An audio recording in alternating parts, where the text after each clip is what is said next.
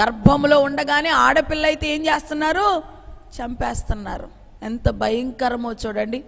కానీ ఈ స్త్రీలు ఏం చేశారు? దేవునికి భయపడి దేవుడిచ్చిన పిల్లలను చంపకూడదని, గర్భఫలము దేవుడిచ్చే బహుమానమని ఈ యొక్క స్త్రీలకు తెలిసింది.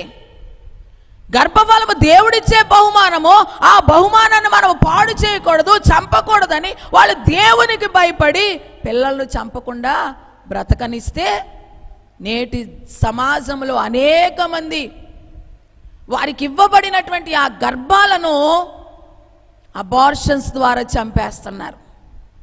హల్లెలూయా. పిల్లలు లేకుండా ఎంతమంది బాధపడుతున్నారు చూడండి. పిల్లలు ఇచ్చిన వారేమో ఇలా చేస్తూ ఉంటారు. హల్లెలూయా. గర్భఫలం వచ్చిన వాళ్ళేమో ఆ ప్రెగ్నెన్సీ వచ్చినప్పుడు చాలా మంది ఆ గర్భాలను తీయించేసుకుంటున్నారు. ఏ అన్నా టాబ్లెట్స్ వేసేసుకునో, లేకపోతే ఇంకా కొంచెము పెద్దదిగితే అబార్షన్ చేయించేసుకునో ఏం చేస్తున్నారు? పిల్లల్ని గర్భములో ఉండగానే చంపేస్తున్నారు. ఆ పసికోనలకు తల్లి గర్భమే సమాధిగా మారిపోతుంది. ఎంత భయంకరమో చూడండి. ఇందాక మనం చదువుకున్నాం కదా, నీవు చేసినదే నీ నెత్తి మీదకి వస్తుంది అన్నది. ఆ వాక్యాన్ని ఒక్కసారి ఇటువంటి పనులు చేసిన వాళ్ళు జ్ఞాపకం చేసుకుంటే నిజంగా వాళ్ళకి ఎటువంటి శిక్ష వస్తుందో ఒక్కసారి మనం ఆలోచన చేయాలి. హల్లెలూయా, హల్లెలూయా. ప్రకటన గ్రంథంలో కొన్ని ఆత్మలు బలిపీఠము కింద ఉండి మొరపెడతా ఉంటాయి దేవునికి. నాదా సత్యస్వరూపి, ఎందాక మాకు తీర్పు తీర్చకయుందువు అని కొన్ని ఆత్మలు అనేసి ఆడపిల్లల్ని చంపేస్తే, ఆడపిల్లని తెలియగానే వాళ్ళని చంపేస్తే, ఈ రోజున మనకి మరి మనం మాదిరిగా చెప్పుకుంటున్నాం కదా, ఎస్తేరు, దెబోరా, మరి అబీగయీలు, తెబేసు స్త్రీ, అటువంటి మాదిరికరమైన స్త్రీలు మనకు ఉండేవారా?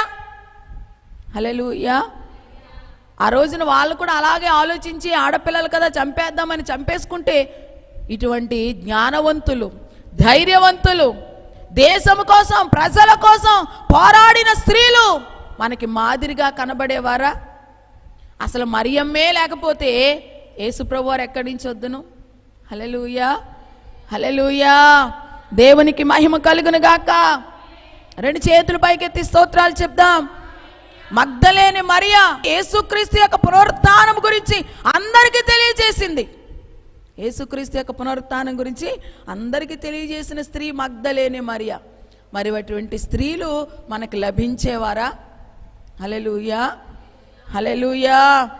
ఆనాడు వాళ్ళు అలాగా ఆలోచిస్తే ఈనాడు మాదిరికరమైన స్త్రీలుగా వాళ్ళని మనం చెప్పుకోనడానికి వీలు లేకుండా పోయేది. నీ గర్భంలో నుంచి వస్తున్నటువంటి బిడ్డలు కొరకు దేవుడు ఎటువంటి వాటిని సిద్ధపరిచాడో నీకేమి తెలుసు?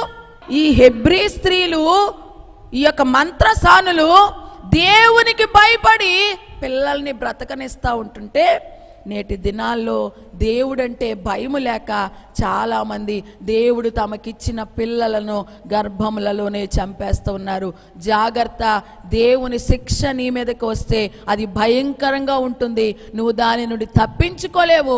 ఈ పని మంచిది కాదు, ఇది దేవునికి విరోధమైన పని అని ఈరోజు వాక్యము ద్వారా నేను మీకు తెలియచేస్తూ ఉన్నాను. ఆమేన్, హల్లెలూయా, హల్లెలూయా.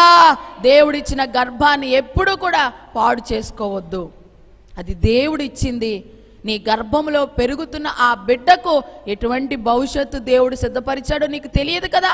ఒక ఉన్నతమైన వ్యక్తిగా అతడు లేక ఆమె మారవచ్చేమో, కానీ నీ చేతులారా ఆమెను చంపేస్తే దానికి మాత్రం నీవు లెక్కప్ప చెప్పాలి దేవునికి. హల్లెలూయా. దేవునికి మహిమ కలుగును గాక. ఆమేన్, హల్లెలూయా.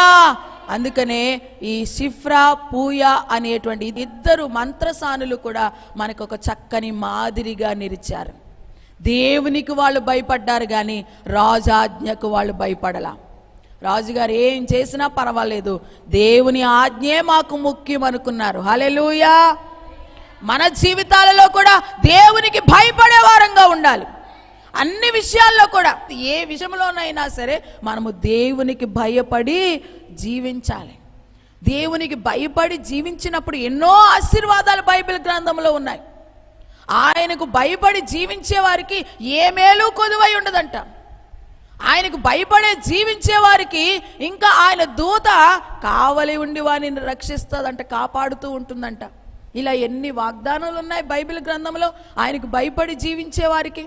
ఆయన యందు భయభక్తులు కలిగిన వారికి ఎన్నో ఆశీర్వాదాలు బైబిల్ గ్రంథంలో ఉన్నాయి. కనుక మనము దేవుని యందు భయపడి ఆయన యందు భక్తి కలిగిన జీవితంతో జీవించాలి. దేవునికి మహిమ కలుగును గాక. దేవునికి వ్యతిరేకమైన పనులు ఎప్పుడు కూడా మనము చేయకూడదు. దేవునికి కోపం పుట్టించే పనులు మనము చేయకూడదు. అన్ని విషయాలలో కూడా మనము దేవునికి భయపడే వారముగా ఉండాలి. ఆమేన్. హల్లెలూయా, హల్లెలూయా. కొన్నిసార్లు మన ప్రాణాల మీదకు కూడా రావచ్చు, అయినా సరే దేవుడే మనకు ముఖ్యం. ఆమేన్. హల్లెలూయా. రాజాజ్ఞలు మనము పాటించవలసిన అవసరత లేదు. అటువంటి పరిస్థితులలో దేవుని కొరకే మనం నిలబడాలి. అర్థమైంది కదా ఈ మాటలు? ఎప్పుడైతే వీరిలాగా దేవునికి భయపడ్డారో వీరి జీవితంలో జరిగిన కార్యం ఏంటంటే వంశాభివృద్ధి పొందిన మంత్రసానులుగా వీళ్ళున్నారు. వీళ్ళ వంశం అంట అభివృద్ధి చెందిందంట. చేతులెత్తి స్తోత్రం చెప్పండి. హల్లెలూయా. కింది వచనాలు మనం చదువుకుందాం. 18 నుంచి 21 వరకు చదివేయండి. ఐగుప్తు రాజు ఆ మంత్రసానులను పిలిపించి, మీరెందుకు మగపిల్లలను బ్రతకనిచ్చితిరి? ఈ పని ఎలా చేసితిరని అడిగెను. అందుకు ఆ మంత్రసానులు, హెబ్రీ స్త్రీలు ఐగుప్తు స్త్రీల వంటి వారు కారు, వారు చురుకైన వారు.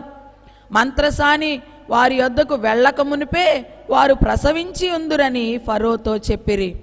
దేవుడు ఆ మంత్రసానులకు మేలు చేసెను. ఆ జనము విస్తరించి మిక్కిలి ప్రబలెను. ఆ మంత్రసానులు దేవునికి భయపడినందున ఆయన వారికి వంశాభివృద్ధి కలుగ చేసెను. హల్లెలూయా, హల్లెలూయా. ఈ మంత్రసానులు ఎప్పుడైతే మగపిల్లలను బ్రతకనిచ్చారో రాజుగారికి తెలిసింది. వచ్చి అడిగారు, నేను చంపేమన్నాను కదా మగపిల్లల్ని, ఎందుకు మీరు బ్రతకనిస్తున్నారు అని అడిగితే వీళ్ళు ఏం చేశారో తెలుసా? అబద్ధం కూడా చెప్పారు. ఏమని? మేము వెళ్ళకముందే వాళ్ళు ప్రసవించేస్తున్నారు. హెబ్రీ స్త్రీలు ఐగుప్తు స్త్రీలాగా సోమరిగా ఉండేటువంటి వారు కాదు, చురుకైన వారు. మేము వెళ్ళేసరికి వాళ్ళు ప్రసవించేస్తున్నారు, కనుక చంపడానికి వీలు కుదరట్లేదు అని చక్కగాని సమాధానం చెప్పారు. హల్లెలూయా, హల్లెలూయా. దేవునికి మహిమ కలుగును గాక. నిజానికి వాళ్ళు చెప్పింది అబద్ధమే. నిజానికి వాళ్ళు చెప్పింది అబద్ధమే. కావాలని వాళ్ళు బ్రతకనేస్తున్నారు, కానీ రాజుగారికి అబద్ధం చెప్పారు. హల్లెలూయా. అయినా సరే దేవుడు వారికి ఏం చేశాడంట? మేలు చేశాడంట. ఆ మంత్రసానులకి ఏం చేశాడు? మేలు చేశాడంట. హల్లెలూయా. ఎందుకంటే వీళ్ళు దేవుని పక్షంగా నిలబడ్డారు గనుక, దేవునికి భయపడ్డారు గనుక, రాజాజ్ఞను కూడా ధిక్కరించి దేవుని మాటకే వీళ్ళు విలువనిచ్చారు గనుక దేవుడు వీళ్ళకు మేలు చేశారంట. ఏ విధమైన మేలు చేశారంట? 21వ వచనంలో మనకు కనబడుతుంది కదా. ఆ మంత్రసానులు దేవునికి భయపడినందున ఆయన వారికి వంశాభివృద్ధి కలుగు చేశాడంట. వాళ్ళ వంశాన్ని ఏం చేశాడు? వృద్ధి పొందింపజేశాడు. ఆమేన్. ఈ స్త్రీలు మరి ఇశ్రాయేలీలు లేక హెబ్రీ స్త్రీల యొక్క మగపిల్లల్ని బ్రతకనిచ్చారు కదా. వీళ్ళు బ్రతకనిచ్చుట చేత ఆ జనము కూడా ఏమయ్యారు?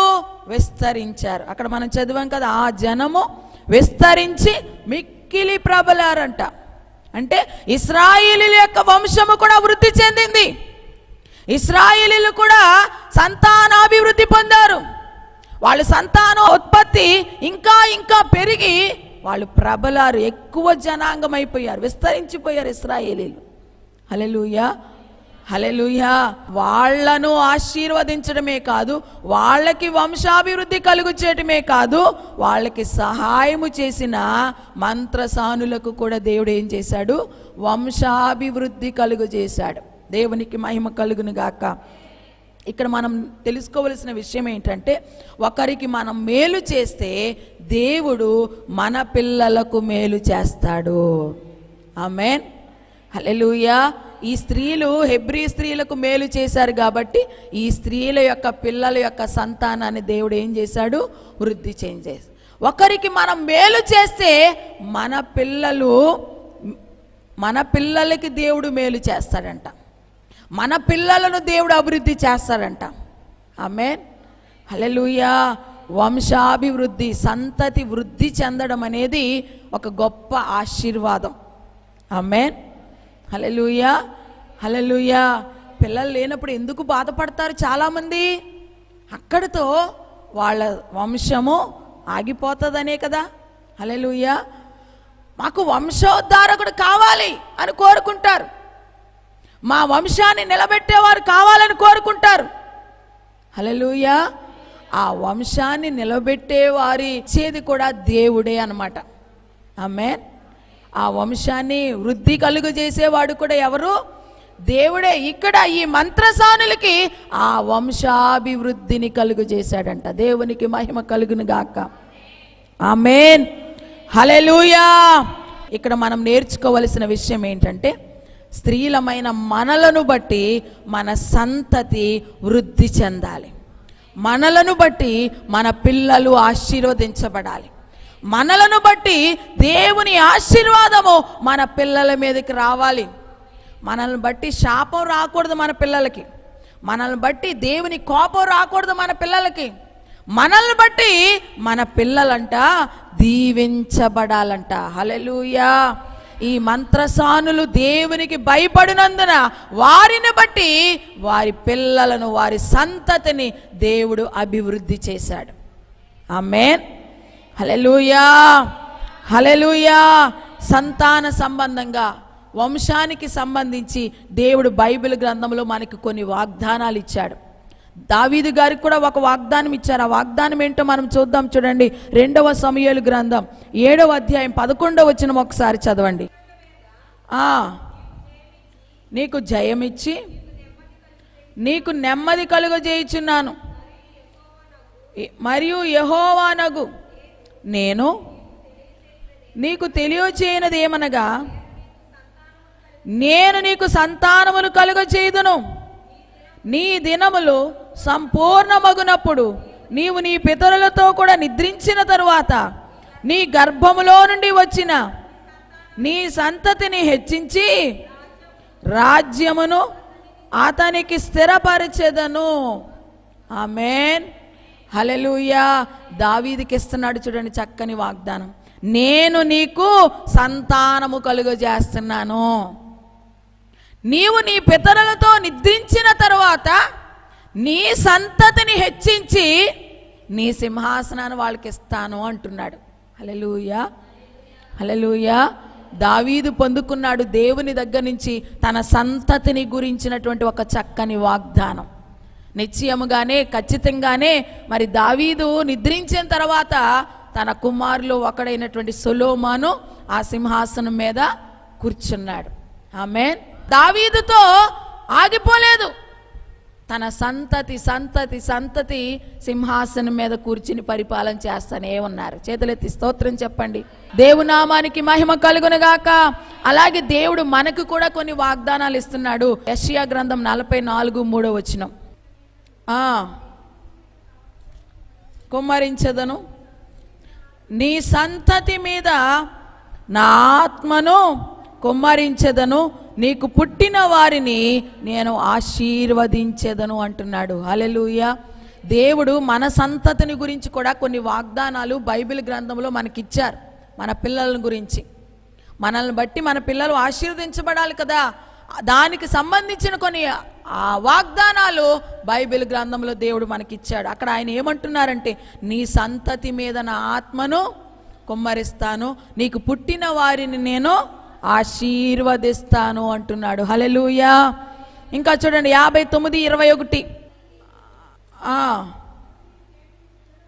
నేను వారితో చేయు నిబంధన ఇది, నీ మీదనున్న నా ఆత్మయు నేను నీ నోట నుంచిన మాటలను నీ నోట నుండి, నీ పిల్లల నోట నుండి, నీ పిల్లల పిల్లల నోట నుండి ఈ కాలము మొదలుకుని ఎల్లప్పుడూ తొలగిపోవు అని యెహోవా సెలవిచ్చుచున్నాడు. చేతులెత్తి స్తోత్రం చెప్పండి.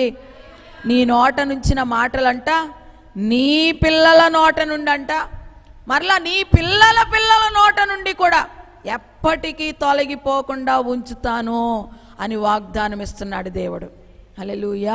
ఇవన్నీ దేవుడు మనకి మన పిల్లల గురించి ఇవ్వబడిన వాగ్దానాలు. 65వ అధ్యాయం 23వ వచనం చదవండి. చూడండి, వారు వృధాగా ప్రయాసపడరు, ఆకస్మికంగా కలుగు అపాయము నొందుటకై పిల్లలను కనరు. హల్లెలూయా. వారు యెహోవా చేత ఆశీర్వదింపబడిన వారగుదురు, వారి సంతానపు వారు వారి యొద్దనే ఉందురంట. హల్లెలూయా. మన పిల్లల విషయంలో దేవుడిస్తున్న చక్కని వాగ్దానం ఏంటంటే ఆకస్మికంగా అపాయము కలుగుదంట. అందుకు మీరు పిల్లల్ని కనలేదు అంటున్నాడు. హల్లెలూయా. ఆకస్మికంగా కలుగు అపాయము నొందుటకై పిల్లలను కనరు. మీరు యెహోవా చేత ఆశీర్వదించబడిన వారు, మీ సంతానపు వారు మీ వద్దనే ఉంటారంట. హల్లెలూయా. హల్లెలూయా. అంటే మీ పిల్లలు ఆకస్మికంగా కలిగే అపాయమునకు చిక్కు కొనకుండా దేవుడు కాపాడుతాడని ఇక్కడ ఒక చక్కని వాగ్దానము. తర్వాత 54:13 కూడా చదవండి. ఎన్ని వాగ్దానాలు ఉన్నాయో చూడండి మన పిల్లల గురించి. నీ పిల్లలందరూ యెహోవా చేత ఉపదేశమునందుదురు, నీ పిల్లలకు అధిక విశ్రాంతి కలుగును, నీవు నీతి గలదానవై స్థాపింపబడుదువు. హల్లెలూయా. హల్లెలూయా. నీ పిల్లలందరూనంట దేవుని చేత ఉపదేశం పొందుతారంట. మంచి ఉపదేశం పొంది ఒక సక్రమమైన సన్మార్గంలో నడుస్తారంట. నీవేమో నీతి గలదానవై స్థాపింపబడతావంట. మంచి ఉపదేశం నీ పిల్లలకి చేరినప్పుడు నీ పిల్లలు చెడిపోరు, తప్పు ద్రోవలోనికి వారు వెళ్లకుండా మంచి ఉపదేశాన్ని నీ పిల్లలకి ఇస్తానని దేవుడు ఇక్కడ వాగ్దానం చేస్తూ ఉన్నాడు. అలాగే 61:9 కూడా చదవండి. జనములలో వారి సంతతి తెలియబడును, జనముల మధ్యను వారి సంతానము ప్రసిద్ధి నొందును, వారు యెహోవా ఆశీర్వదించిన జనమని వారిని చూచిన వారందరూ ఒప్పుకొందురంట. హల్లెలూయా. జనముల మధ్య నీ సంతతిని ఏం చేస్తాడంట? ఆయన ప్రసిద్ధి చేస్తాడంట, అందరికీ తెలిసేటట్లు చేస్తాడంట. అందరూ మిమ్మల్ని చూసి, మీ పిల్లల్ని చూసి అనుకుంటారంట వాళ్ళు యెహోవా చేత ఆశీర్వదించబడిన వారని చెప్పుకుంటారంట. హల్లెలూయా.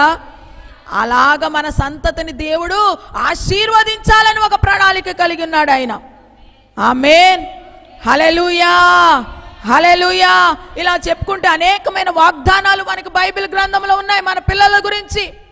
మీ పిల్లలకు చక్కని ఉపదేశం చేస్తానని, మీ పిల్లలను అనేక మందికి తెలిసేటట్లుగా ప్రసిద్ధి చేసే వ్యక్తుల్లో ఉంచుతానని, మీ పిల్లల్ని నేను ఆశీర్వదిస్తానని, ఇలా చక్కని వాగ్దానాలు దేవుడు మనకిచ్చాడు. ఆమేన్. హల్లెలూయా.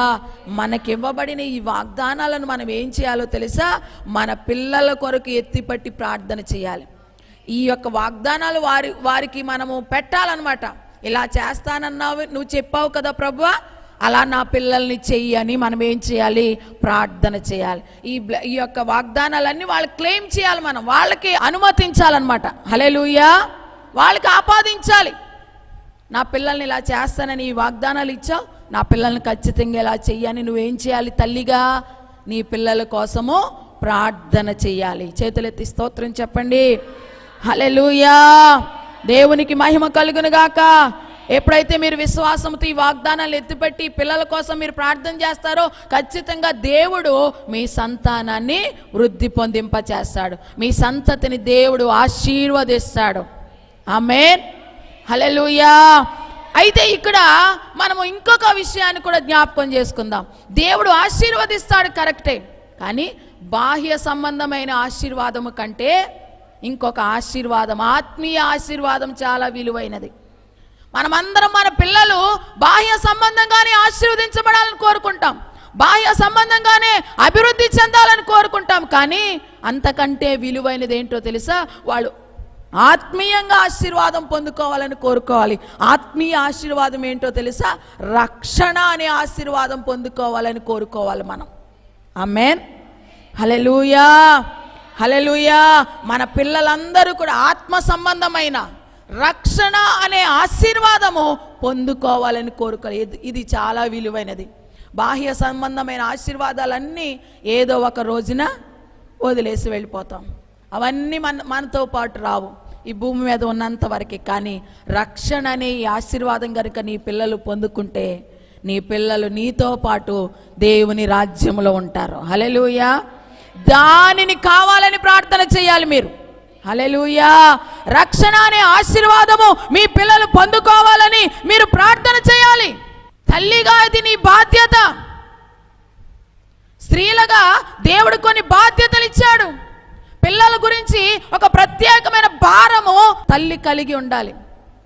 హల్లెలూయా. హల్లెలూయా. పిల్లల కోసం ఏం చేయాలి? కన్నీటితో దేవుని సన్నిధిలో ప్రార్థన చేయాలి. తల్లి ప్రార్థనే పిల్లలకు రక్షణ. తల్లి ప్రార్థనే పిల్లల్ని రక్షణలోనికి నడిపిస్తుంది. అగస్టీన్ అనేటువంటి ఒక వ్యక్తి భయంకరమైన త్రాగుబోతు, తిరుగుబోతు, యవ్వన కాలం అంతా కూడా చాలా విచ్చలవిడిగా జీవిస్తూ ఉన్నారు. అయితే ఆమె తల్లి ఆయన ఆ వ్యసనాలకు బానిసైనది మొదలుకొని లేక పుట్టినది మొదలుకొని ప్రార్థన చేస్తానే ఉంది తన కుమారుడు కోసం. నా కుమారుడు రక్షింపబడాలి, మార్పు చెందాలి అని ప్రార్థన చేస్తానే ఉండేది కన్నీటితో. కానీ రక్షణ పొందకముందే ఆ తల్లి చనిపోయింది. తన కుమారుడు రక్షణ పొందకముందే తల్లి చనిపోయింది. కానీ ఆమె ప్రార్థన మాత్రం వ్యర్థం కాల. ఒకానొక రోజున ఆ అగస్టీన్ అనేటువంటి ఆ భయంకరమైన పాపానికి బానిసైన ఆ వ్యక్తి రక్షింపబడ్డాడు. ఆమేన్. నీవు చేసిన ప్రార్థన ఫలం ఇప్పుడు కనిపించకపోవచ్చేమో, ఆ ఫలం మాత్రం దేవుడు ఏదో ఒక రోజున నీ బిడ్డల విషయంలో దేవుడు కలుగు చేస్తాడు. హల్లెలూయా. ప్రార్థించిన మనం చనిపోవచ్చేమో, ప్రార్థించిన మనం ఉండకపోవచ్చేమో, కానీ మన ప్రార్థన మాత్రం మన బిడ్డలకు క్షేమం ఇస్తుంది, మన బిడ్డలకు రక్షణ ఇస్తుంది. ఆ తల్లి ప్రార్థించింది, అలాగే చనిపోయింది. చనిపోయిన తర్వాత అతడు రక్షింపబడ్డాడు. రక్షింపబడిన తర్వాత ఆయన ఇచ్చిన సాక్ష్యం ఏంటో తెలుసా? ఆయన ఒక చక్కని స్టేట్మెంట్ ఇచ్చారనమాట. నా తల్లి యొక్క కన్నీటి ప్రార్థన ప్రవాహంలో నేను దేవుని రాజ్యానికి కొట్టుకొని వచ్చాను అన్నాడంట. హల్లెలూయా. ఎంత చక్కని స్టేట్మెంట్ చూడండి. నా తల్లి యొక్క కన్నీటి ప్రార్థన ప్రవాహంలో నేను దేవుని రాజ్యానికి కొట్టుకుని వచ్చేసాను అన్నాడు. హల్లెలూయా. ప్రవాహం వచ్చింది అనుకోండి, దాంట్లో మనం నిలబడగలమా? నీరు వడిగా ప్రవహించింది అనుకోండి, అది తోసుకుని వచ్చేస్తుంది, మనం ఇంకా నిలబడలేం. హల్లెలూయా. హల్లెలూయా. నా తల్లి కన్నీటి ప్రార్థన అలాగ నన్ను తోసుకుని వచ్చేసింది దేవుని రాజ్యానికి అని చక్కని సాక్ష్యం ఇచ్చారు ఆయన. హల్లెలూయా. తల్లులముగా మన పిల్లల రక్షణ కొరకు ప్రార్థన చేయాలి. ఇది మన భారం, మన బాధ్యత. హల్లెలూయా. ఇప్పటి నుంచే, చిన్న పిల్లలు కదా అని అనుకోకూడదు, చిన్న పిల్లల నుంచే మనము ప్రార్థన చేయాలి పిల్లల కోసం. హల్లెలూయా. చిన్నతనము నుంచే మనము ప్రార్థన చేయాలి. ఇంకొక వ్యక్తి కూడా మనం చెప్పొచ్చు. సుజాన్ వెస్లీ అనేటువంటి ఒక స్త్రీ ఉంది. ఆమెకి 13 మంది సంతానం అంట. ప్రతిరోజు కూడా ఆ పిల్లలు చిన్నప్పుడు నుంచి ప్రతిరోజు రాత్రి ఆమె పడుకునే ముందు ఆ పిల్లల మీద చెయ్యేసి ఒక్కొక్కరి కోసం ప్రార్థన చేసుకుంటా వచ్చేదంట. అలాగా ఆమె ప్రార్థన ముగించేసరికి ఒక్కొక్కసారి తెల్లవారిపోయేదంట. హల్లెలూయా. హల్లెలూయా. మన ప్రార్థనలు ఎలా ఉంటే, ప్రభువా మా పెద్దోడిని దీవించి, చిన్నోడిని దీవించి కాపాడు, ఆమేన్, దుప్పడు ముసుకెట్టేస్తాం మనం. హల్లెలూయా. హల్లెలూయా. హల్లెలూయా. ఆమె పిల్లల కోసం ప్రార్థన చేసేసరికి తెల్లవారిపోయేదంట. అలా ప్రార్థన చేసేదంట. అలా ప్రార్థన చేసింది కనుకనే తన పిల్లల్లో ఏ ఒక్కరు కూడా చెడిపోలేదు, అందరూ గొప్ప ప్రయోజకులయ్యారు. హల్లెలూయా. జాన్ వెస్లీ అనేటువంటి గొప్ప దైవజనుడు ఆమె యొక్క కుమారుడే. హల్లెలూయా. హల్లెలూయా. అప్పుడు జాన్ వెస్లీ అనే గొప్ప దైవజనుడు అనమాట. ఆయన ఎన్నో ఆత్మలను దేవుని కొరకు సంపాదించిన ఒక గొప్ప వ్యక్తిగా నిలిచాడు. అలాగే ఆయన పిల్లలందరూ కూడా అనేక మంది సేవకులయ్యారు, ప్రయోజకులయ్యారు, ఎవ్వరూ చెడిపోలేదు. హల్లెలూయా. కనుక పిల్లలు చిన్న పిల్లలు కదా, అప్పుడే ఎందుకులే వాళ్ళకి ప్రార్థన అనుకోకూడదు. ఇప్పటి నుంచే వాళ్ళ కోసం మనం చేస్తూ ఉంటే పెద్ద అయిన తర్వాత వాళ్ళు తొలగిపోకుండా ఉంటారు. హల్లెలూయా. హల్లెలూయా.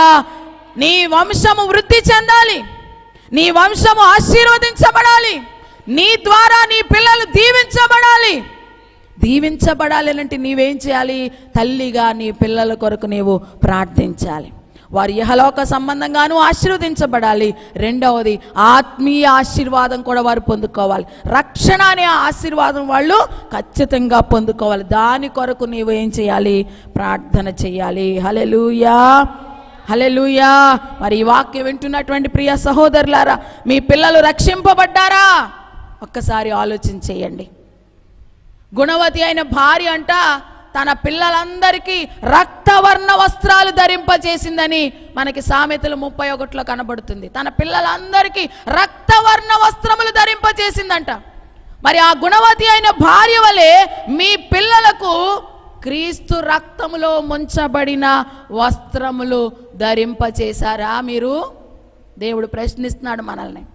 మీ పిల్లలకు గుణవతి అయిన స్త్రీ వలె రక్తవర్ణములో అనగా క్రీస్తు రక్తములో ముంచబడిన ఆ రక్షణ వస్త్రాన్ని ధరింపచేశారా? హల్లెలూయా. మీ పిల్లల మీద క్రీస్తు రక్తపు ముద్ర ఉన్నదా? హల్లెలూయా, హల్లెలూయా. తల్లులుగా మిమ్మల్ని ప్రశ్నిస్తుంది ఈరోజు వాక్యం. హల్లెలూయా. మీ పిల్లల మీద క్రీస్తు రక్తపు ముద్ర ఉన్నదా?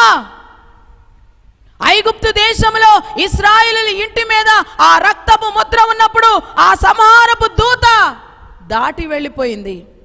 నీ పిల్లల మీద ఆ రక్తపు ముద్ర ఉంటే సంహారకుడు, నాశనము చేసేవాడు దాటి వెళ్ళిపోతాడు. హల్లెలూయా. మరి నీ పిల్లలకు ఆ రక్తపు ముద్రను వేయగలిగావా? వేసావా? మనం ఎలాంటి తల్లులుగా ఉండాలి అనంటే, నాశనము నుండి మన పిల్లలను తప్పించేటువంటి గొప్ప తల్లులుగా మనం ఉండాలి. అదే గొప్ప ఆశీర్వాదం మనకి. హల్లెలూయా, హల్లెలూయా. పిల్లల్ని నీకు ఇచ్చాడు దేవుడు. ఆ పిల్లల్ని చక్కని వృద్ధిలోనికి తీసుకుని రావాలి. అది నీ బాధ్యత. ఆమేన్, హల్లెలూయా. నీవు నీ పిల్లలకు ఆశీర్వాదకరంగా ఉండాలి. నీ సంతతి నీ ద్వారా దీవించబడాలి. నీ పిల్లలు నీ ద్వారా రక్షించబడాలి. నీ పిల్లలు నీ ద్వారా దేవుని నామాన్ని అంగీకరించి దేవుని మార్గంలో నడవాలి. ఆ విధంగా నీ పిల్లలను నువ్వు సిద్ధపరచాలి. హల్లెలూయా. దేవుని నామమునకు మహిమ కలుగును గాక. ఈ స్త్రీల వరే మనం కూడా అలాగా ఉండి మన పిల్లలకు ఆశీర్వాదకరంగా మనం ఉందాం. అటువంటి కృప పరిశుద్ధాత్ముడు మనందరికీ అనుగ్రహించాలని కోరుకుంటూ ఈ మాటలు నేను ముగిస్తున్నాను. దేవుడు తన మాటలు మన వెనుకల్లో దీవించును గాక. ఆమేన్. చిన్న ప్రార్థన చేసుకుందాం. తలలు వంచి కండ్లు మూసుకునండి. మహిమ కలిగిన మా రాజా, మీకే స్తోత్రాలు. ఈ యొక్క సమయం అంది ఇంతవరకు అయా కొద్దిసేపు నీ వాక్యము బిడ్డలతో పంచుకోవడానికి సహాయం చేశారు. ఇద్దరు స్త్రీల గురించి ఈరోజు మేము నేర్చుకున్నాం. వారు ఏ విధంగా నీకు భయపడి తమ వంశాన్ని వృద్ధి చేసుకున్నారో మేము విన్నాం ప్రభా. అలాగే ఈరోజు వాక్యం విన్న మేమందరం కూడా అన్ని విషయాలలో నీకు భయపడి జీవించేవారుగా, నీకు లోబడి జీవించేవారుగా మమ్మల్ని స్థిరపరచండి. మా భయభక్తులను బట్టి నాయన, మా యొక్క లోబడే జీవితాన్ని బట్టి మా పిల్లలు, మా సంతతి కూడా వృద్ధి చెందడానికి, ఆశీర్వదించబడడానికి కృప చూపించండి. ఆయా మా పిల్లల ఆశీర్వాదానికి కారకులుగా మమ్మలను ఉంచమని మీ సన్నిధిలో ప్రార్థిస్తూ అటువంటి కృప బిడ్డలందరికీ దయచేయమని యేసయ్య నామంలో ప్రార్థిస్తున్నాను తండ్రి. ఆమేన్, ఆమేన్. అందరికీ వందనాలండి.